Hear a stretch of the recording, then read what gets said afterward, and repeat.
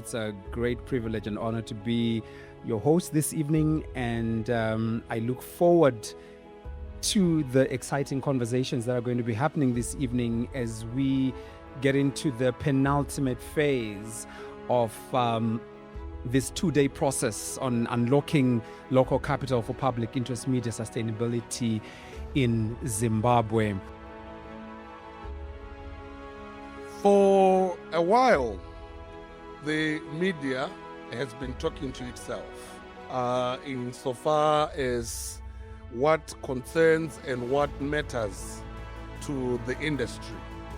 The conversations that we over the years have been getting support for from supporters of media freedom has been centered around the policy environment or the operating environment of the media, as it were, as professional associations, as media support organizations.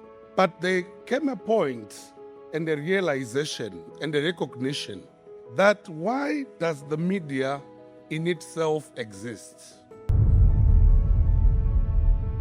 Independent, credible media is not a luxury. It is infrastructure for democratic governance, accountability, and inclusive development. It enables citizens to make informed choices, markets to function transparently, and institutions, public and private, to be held to account.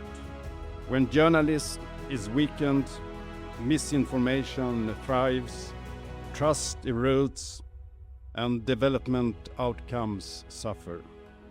Sweden's engagement with the media here in Zimbabwe and globally has always been guided by a few core principles: independence, transparency, respect for human rights, and gender equality. We need to understand how to unlock local capital. It's now a necessity, not a nice to have. So what do we mean by local capital? I don't mean only domestic philanthropy. I mean a broader, diversified mix. Local businesses, high net worth individuals, diaspora finance, foundations, banks, public instruments, mobilised through structures with strong governance, transparency, and editorial safeguards. You find that audiences have moved or migrated to online platforms, but the revenue models have not kept pace. And I think we know that what you need nowadays is just your mobile device and mobile data, and you have become a broadcaster or you have become a media house. You can now broadcast from your backyard. Now, what happens to mainstream media and communication setups where you've invested, you've got equipment, you've got transmitters, you've got buildings, you've got staff? We have managed to organize ourselves as a collective of all the online media houses and content creators that are applying their trade online. And I would want to set the record straight that over and above those other players that have been making waves for the wrong reasons online are not members of the Zimbabwe online content creators. And that has been the challenge for the sector. Basically, what you're looking at, there are three pillars that you have to look at. The first part is governance. You have to be credible.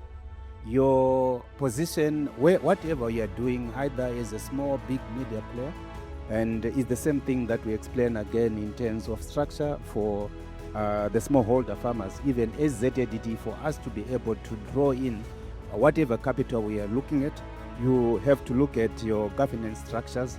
Those have to be credible. Most importantly, we are also very much concerned about the business model. So when you talk about the business model, the following things then come into mind. The first one, I talked about the scalability, the recurring cash flows of the business, strong market positioning. We also look at things such as strong return on capital. So that's your internal rate of return. Every business entity and almost every organization has a mini media unit in their organization today. We wouldn't have needed to invest in those capabilities if the media had stepped up to provide those services to the industry. So that's again a missed opportunity. I am yet to come across a media house that comes and says, this is a full boutique of our services that we can provide to your companies for their media requirements, whether it's online and other, in line with what we are trying to do in-house. As the Broadcasting Authority of Zimbabwe, we are conducting what we call collaborative approach to regulation. We would want to really understand what are the challenges that the media is facing so that we can actually also help in terms of making it easy for them to conduct their business.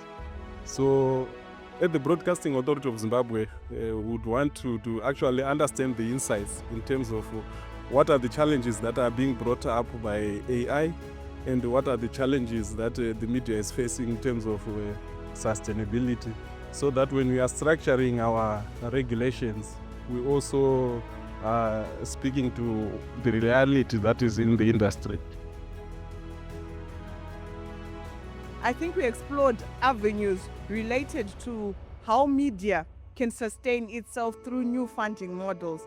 We want to thank everyone who came here, ladies and gentlemen. I think in media we'll say that's a wrap. So thank you and good night.